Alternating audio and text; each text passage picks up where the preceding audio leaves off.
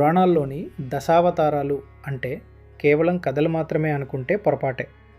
వాటి వెనుక అద్భుతమైన విజ్ఞాన శాస్త్రం దాగి సైన్స్ ఉందా? 19వ శతాబ్దంలో చార్లెస్ డార్విన్ చెప్పిన థియరీ ఆఫ్ ఎవల్యూషన్ని మన పూర్వీకులు వేల ఏళ్ల క్రితమే దశావతారాల రూపంలో చెప్పారు. ఇది నేను చెప్తున్న మాట కాదు.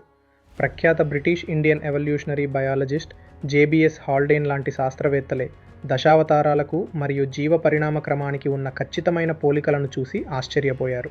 మరి ఆ సైన్స్ ఏంటో చూద్దాం. శాస్త్రవేత్త జేబిఎస్ హాల్డేన్ కూడా ఇదే చెప్పాడు. మొదటగా మత్స్యావతారం, చేప.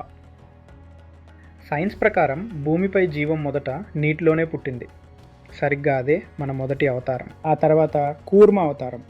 ఇది నీటిలోను భూమి మీద నివసించగల ఉభయచరాల దశ. మూడవది వరాహ అవతారం. పూర్తిగా భూమి మీద మాత్రమే జీవించే జంతువుల దశ, మెమల్స్. ఇక నరసింహ అవతారం. ఇది జంతువు నుండి మనిషిగా మారుతున్న పరివర్తన దశను సూచిస్తుంది. వామన అవతారం.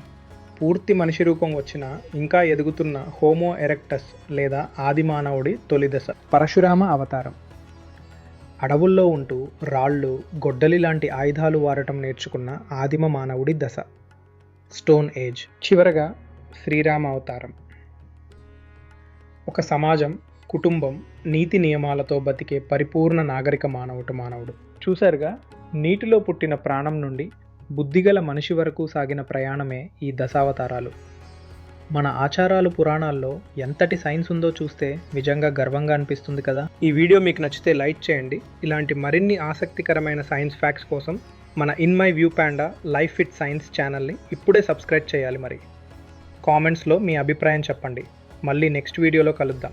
ఉంటాను.